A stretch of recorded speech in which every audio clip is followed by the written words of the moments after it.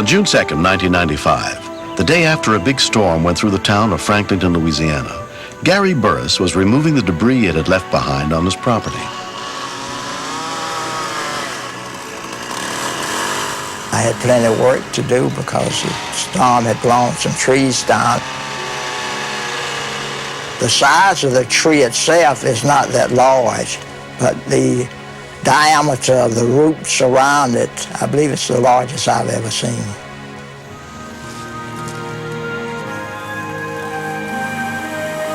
I didn't see anybody around at that particular time, you know, that would be in danger.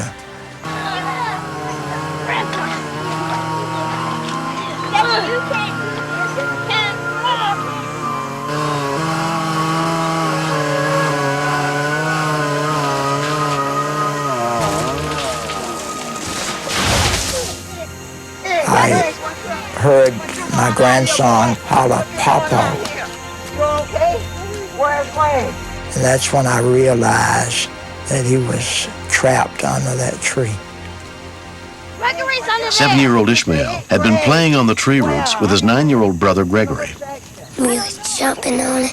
All of a sudden the tree hit his back and he disappeared.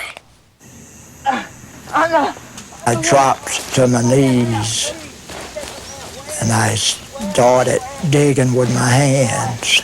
And I screamed, "Somebody help me, please. Somebody." Say something.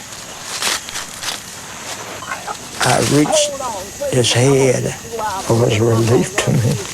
But his head was face down.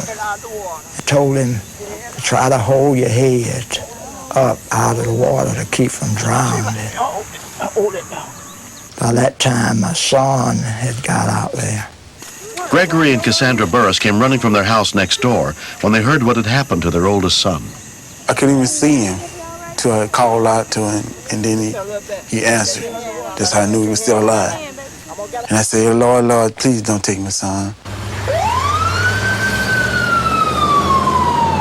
Come on, baby. Hang on. Take a deep breath. I found his hand. I dug under with my hand and to find his and everything, so I can hold his hand. Because I felt he needed me then more than ever. Watch it. I'm gonna see if I can get a little pressure under that. When I brought the shovel, I realized by digging, more water would flow into the area, may cause him to drown. Washington Parish Sheriff's Deputy Rick Corkin was one of the first rescue workers to get to the scene. Our basic concern was to keep the child calm. How you doing, man? Shock is always a problem, especially with a young child like that. Volunteer firefighter Chip McVeigh had responded from his home nearby.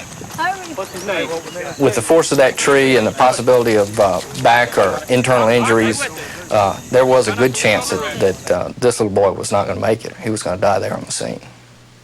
Soon after, firefighters, including Patrick Bourgeois, arrived with the jaws of life. It looked like the tree was trying to eat him. The roots actually looked like arms that had reached out and wrapped around the kid and pulled on him, and it literally looked like he was being swallowed up into the hole. It was kind of bizarre. I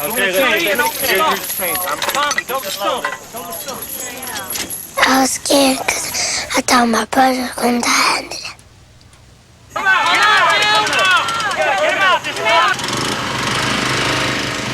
All we needed was 6 or 8 inches just to be able to pull him out. You could feel the anticipation increasing as the strap tightened.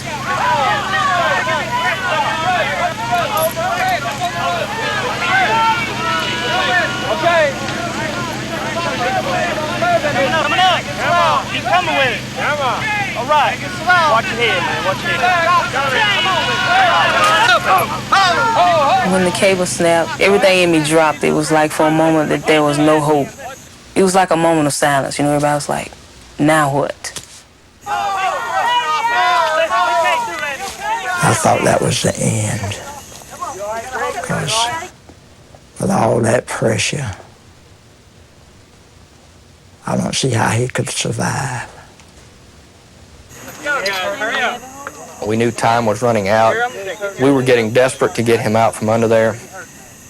the sheriff's deputies suggested that we just do away with all the modern tools and go back to what God gave us to start with, our most basic rescue tool, and that was our hands.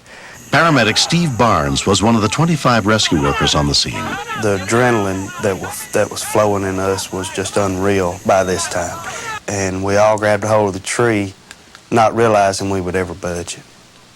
Come on, Mom. Come on.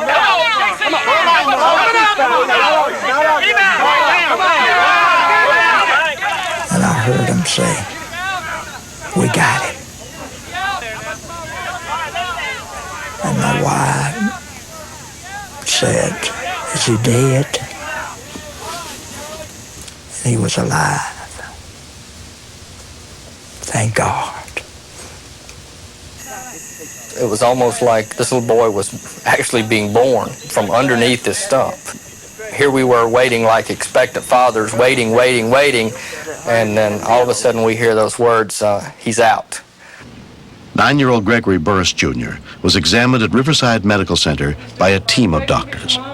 I was expecting for him to say he's going to be paralyzed for the rest of his life. And when he said, there's no broken bones, he's had a good, checkup and everything, he said, it's nothing. I think my husband and I both, we sighed at the same time. It's like, yes, And my son even started smiling.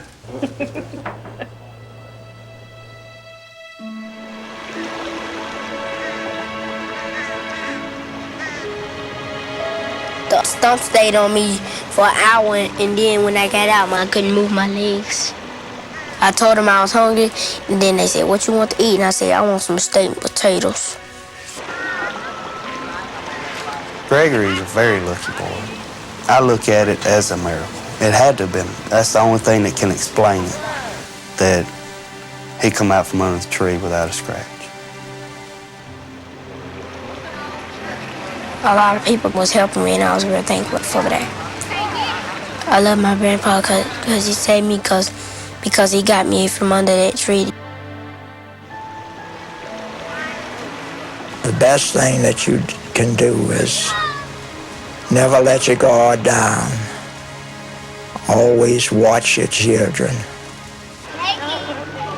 If I had one thing to say to all those people that helped rescue my grandson,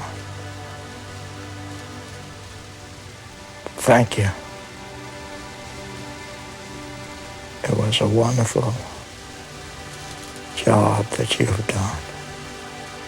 Both hands.